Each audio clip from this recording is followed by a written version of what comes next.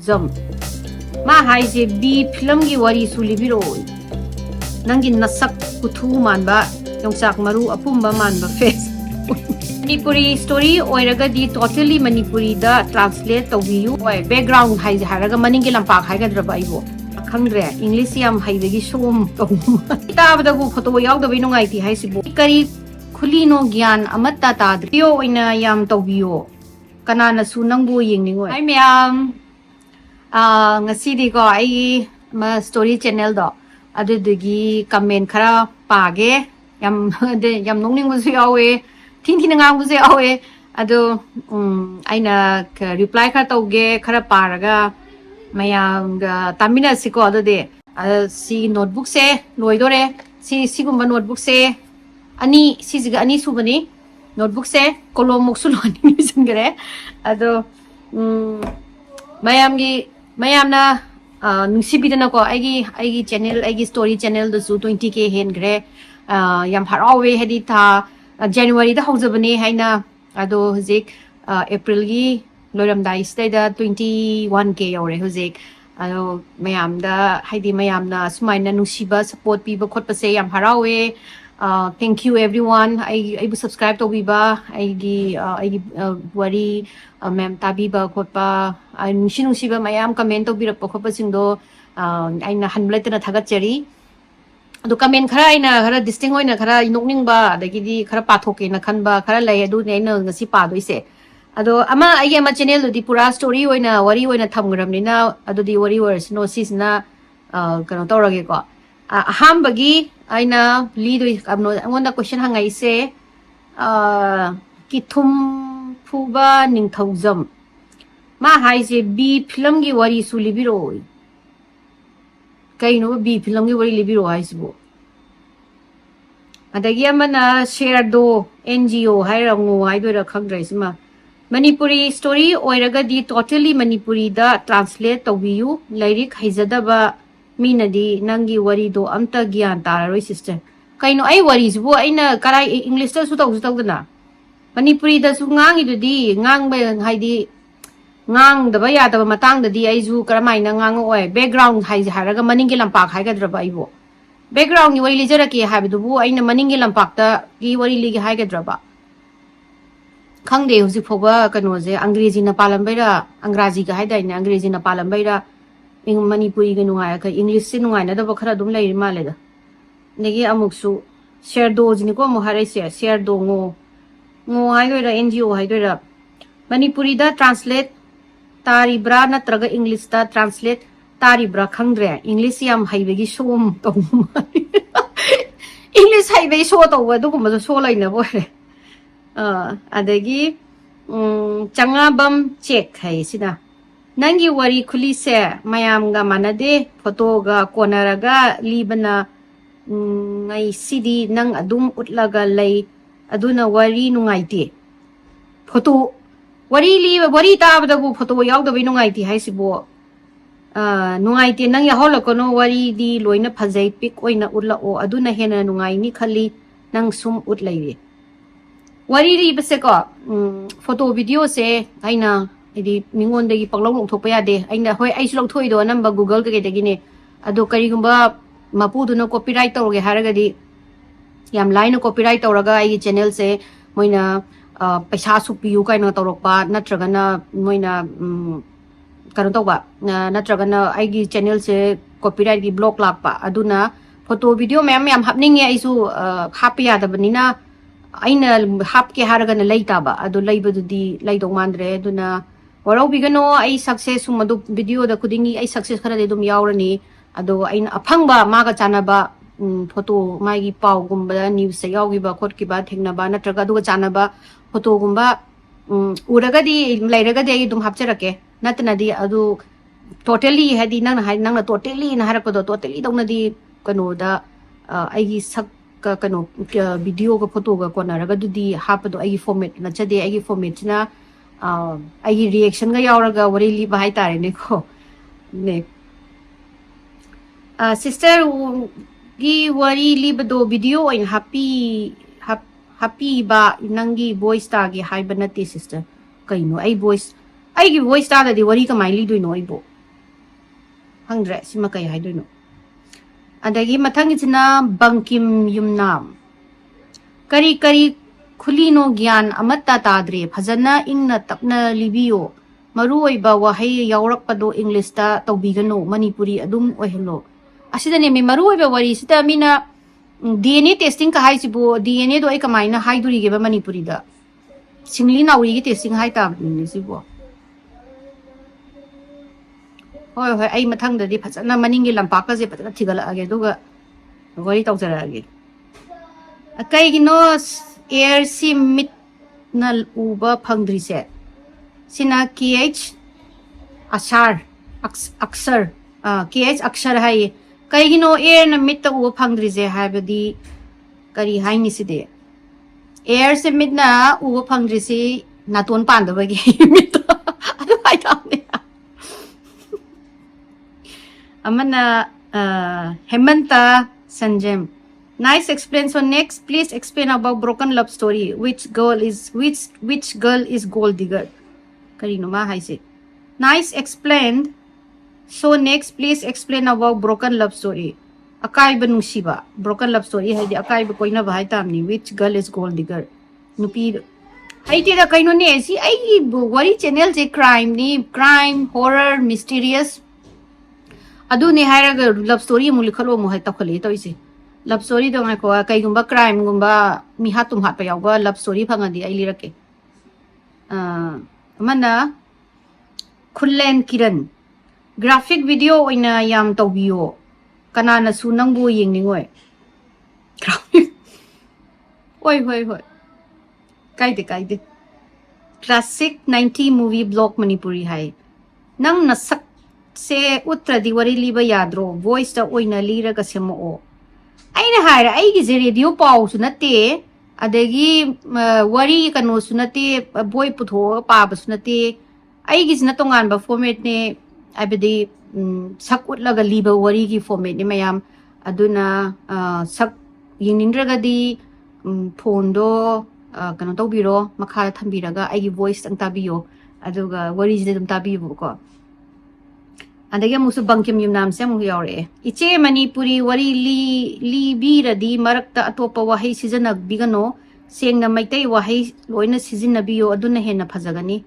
bangkim kaino I am sengna aina liri se anambana US ta thokpa all over the world la thokpa wari ni adu 90% di US ta thokpa wari ngatani adu moigi sida sijinaba wahai wata aina manipuri da hector kanu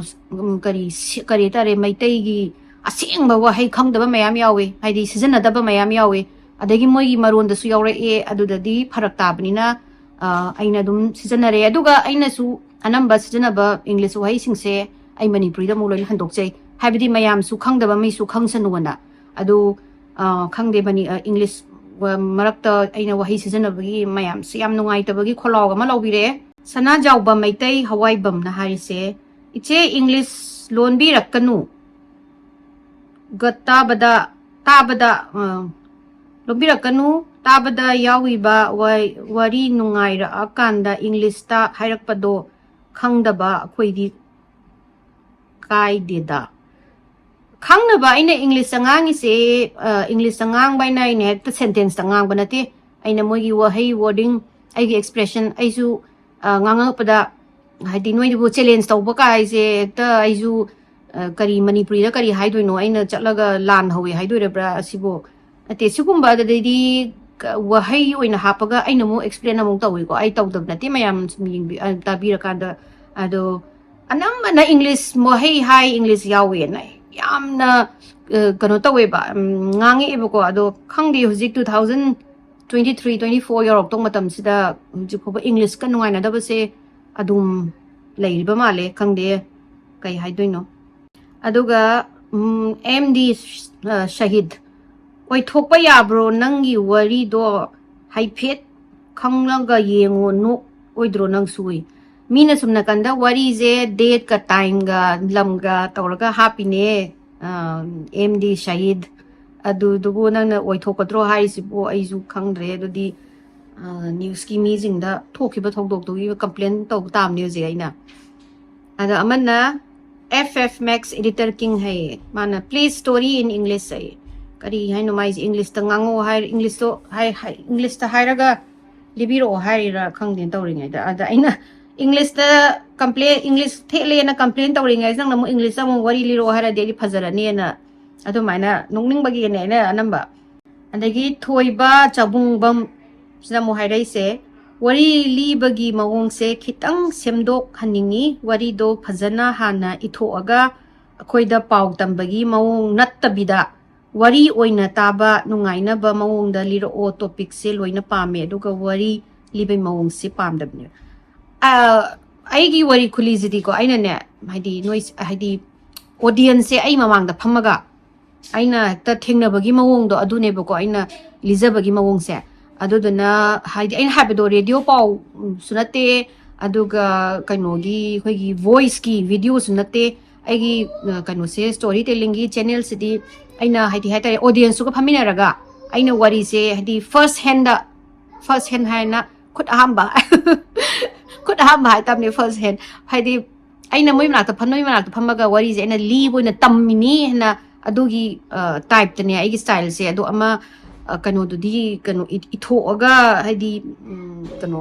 da pabdo dudi ai se kaya aigi khon de taning dong mande adu dadi aduna warobi gano thoiba changbam andaga MK Zahir Khan asida moina machin thiba nganga ko se ai kai gino khangde haidi moigi kano je profile je ai video zu yem khopada adu mayam na check out to rongani khotani aduda wahi wata nungai taba yamna yaure e akampit ngam gusu yaure e ko adu yaraga dingi kitang izat laina ibiro o haidi na sa isagi kano do utpi kano na haigadra khangde Zahir Khan sin hairai se wari do khak chumna liyo hoirongi ro nang na tan lang hapsil du ai khoi mi hun ga se swai law ba yawe tadi yam taningi nangi wari singse adu aki tu zungba ama phawale adu Zahir Khan nang na hoirong habe mohuta kizai khole aina hana ibira magadi hena aina nungai jagani khanje ado aina kariyumba yamna kibagi oidi ai horror aina hana dum haijabni ko ai horror gi kano se khara action hapchan bu khara pama do ade mi ga khangan bu dam nungai adu ne sawa de aigi pick up fun hai sin hai je English to hen malebe ma konjel du su sim da bida livi yu adum kainu konjel su sim zu ai asim bu konjel ni pick up fan English to hen malaba hoi English ki complaints de ko loi banai dida ade mana qd video vid zone nangi wari khuli se semdo over yam sai over sabro ore e wo manungi ai kai haidu no base o ai acting do over oibra I'll keep in mind English ngange na mu chai rakani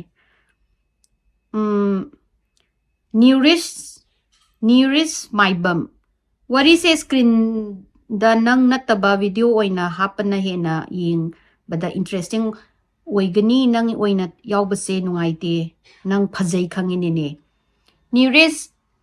wari tabadi nakongda headphone hapsalo aduga ai video do ai yengnindraga na video do khani voice oina taro doiraga di kan tawdu su yai na wari tabadi yengda su yai na ko haidi ai gi sakto tholakpada nangonda nungai tamani na kan tawro headphone hapsalo aduga ne hekta tatho o inauside ye ne haire edu na kai haini nupani na isen ai damne isen kauna dai ne imo ga isen ga nai dana okay anegi amu ngan ba khumam chamasina wari budi nungai asengba di kaisu tho moida nangsu haijelle nupi ni na bhut budi pa thajarang bani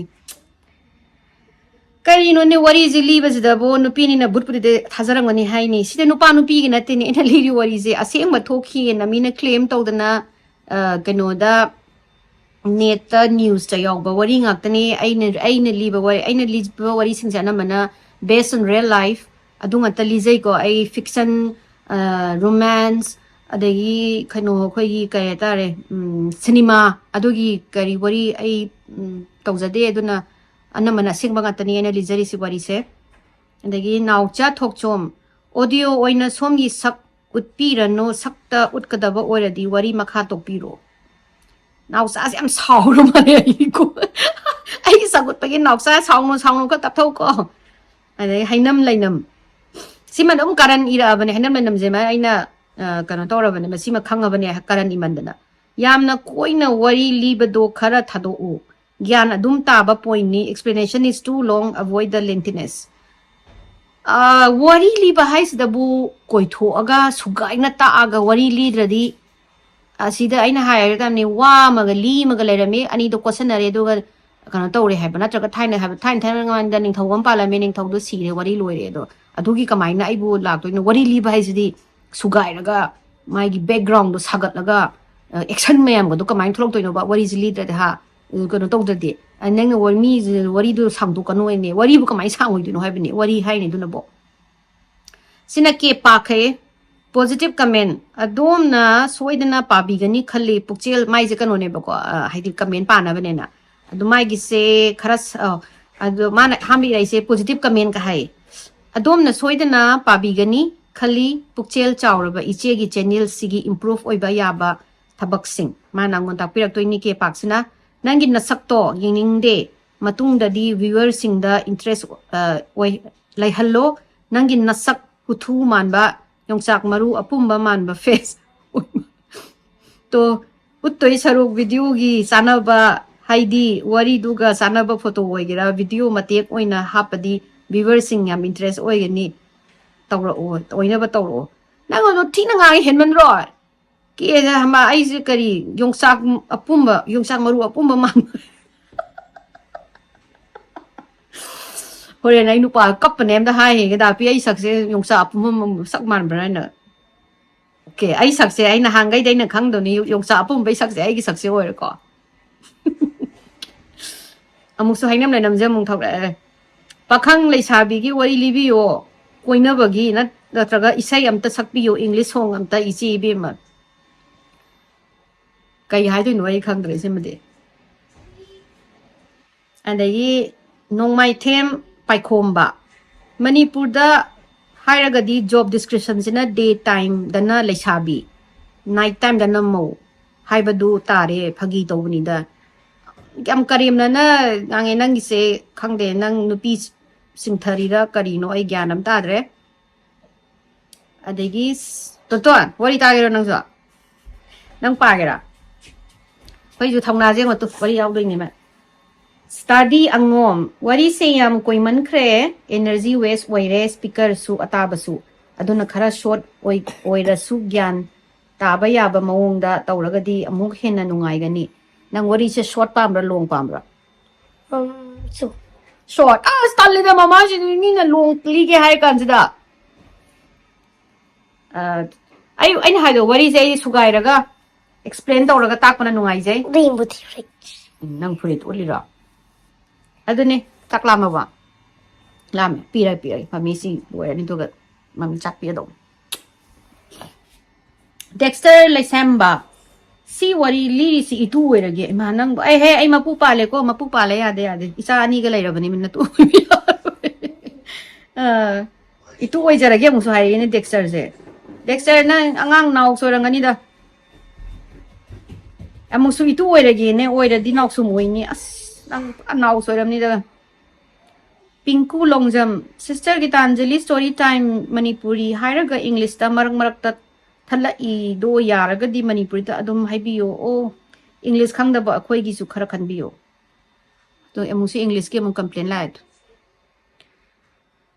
andagi ama Medana Babi are you Christian if not you will see the great miracle happen in Christian life Christian natra sudo miracle it happens everywhere aina story cannibal khoi gi mysterious state ka cannibalism gi wari mali ni reply lai se necha hai love story su khara liro kai no mi crime gi wari ka li ngai se love story li o mo hai ni anagi Muhammad Salim Shah nangi wari se taba yam nungai paktaba ama hai ragadi English yam na thechaning ba ama yauri to English complain je nongninge ba anduga chura gunda sina hai se America da laibanina English pudi yam hairamni ngangning ngamgani adubu somgi video se yengliba mi singse mayam se English loina khangam gani di khanganu English ngang bai ni si complain si jo English ngang bai na wari daga English ga ta li ba na ti ko aina li wari sida English thelu bai ni ado tamsan mo haidi khang da badu di tamsan laga adum kana bane haidi akhoi su thaina tam tai roi re ma pan na kono lak pa matam da Manipur da gi thola akanda Hindi gi saga je sibo haita bagi mayam na nong na re yam nunga rak ti ado khoina isana tammaga khang da ba ya de na ong khoi da di adugum ba mi na ga ngak pa se yam harawe khang de yam na tam ning ba yamna haidi hena tamningu ba haidi wa hoji ba wari wahi wata ano balak pase karino na Google la phakalaga yengi kamaina pronunciate tawani na Google hoi kano da Google gi da pronunciate tawna ba mai pronunciation gi kano do adu ko namaga karamaina hai sige karamaina improve tawsige na idi yam khanjai adu mayam do yamna saw do ai yam ngak adagi Siddhartha Sharma hai Siddhartha Sharma hai say is this kind of content healthy for the society or for the kids ain hanjan na musu haizage aigi wari format se information gi nate education gi nate it's crime mystery horror adugumbana wari ni aine jo haizage aigi story time do ahamba horap jo aki bagi makona ma hapi do ado it's not for kids ado angang na taba yamna kiraga di aina mature audience na edum hapsabani aina ado mayam gi haidi aina kano gi rate sidi informative boiba channel latabani na anambana si je it's not healthy for kids angang na di tahan biro no na mana crime ni na nungai ti Yuremba huidrom India manungi oiba wari kharasu thagat piro o horror gina hena taninge India manungi wari se aina thiba pa ba da mayek sengna kaya yaude internet ta karida aduna phangakanda ilijarake Marina thangjam che nang yam paklaktri kaida pak un to is boy hu pak tre mo haijele mi to is ta English ngang bagi somda mo ngang ngai sem pak tre mo haijele kari pak na ba to sige adaga marin thangjan haise yam hainai haise kaino adum hainai ro au mayam na pagi sumaina to wi na haibado hainai da Manipuri da mo edu su mo ina mo they said na haira de mo ai mo konti charoidra English mo ngang na adima si hainam nainam je mo yore Pakhang laisabi gi wari libiyo koina bagi kari musino koina si kari mu gyanam tab jana te da mai wari se baby khundalai chiche bin Laden gi ku osinda langtha gi haibado video do sembir o phangbrenge phangaga di ai soidana lijarake James Maisnam sister horror story na hena thagat piro o aduna hena pamjai not only America khakki nataba all around the world hai tare adogi makhan horror gi thagat piro ai bhut wari libdane mangdane mangak na re ko ai bhut ke wari dali mandana ba bhut wari mem ta badane ai ju mangda bhut mem na tanare ado hoi aina libse anambana 90% amso haija again 90% di America gi oigani kaino da America gi sina yamna laina aina laibani na sida adugi da sunatana internet ta karida yam line wari mayam yawe aduduna aina material do lokthok pa yam lai ko ai su journalist to natabani na koithi thijalu ba yadabani na aphangba source aina resource phangga di adum lijarake Naresh Thaudam sister gi explain se Manipuri ro English lo gyan men tadre dag decide to ro kari no na isu gyan tadre kari haidu no khangre no ai gi comment pa se si paraga ai si nok sam no in ang ai kaw nga moi da budi hujiki yongsak maru apum man ba do du man e pusi gi kaw nga maroi ado atopa zo yam nong ning mayam leye do aina singai khara khangale do mayam wari ano ba isu ji wari ma video ma wari liru bane ado gi wari liru raga sigi kano sem tang hap ke mayam su nokminnasi taraga nena ado video je loisin jerage nga mu no gi ge ai nu pa da sangchalaga yongsak maru apum ma maram ta hangu gi adi mayam aigi channel sibu like to biramu share to biramu subscribe to biramu bye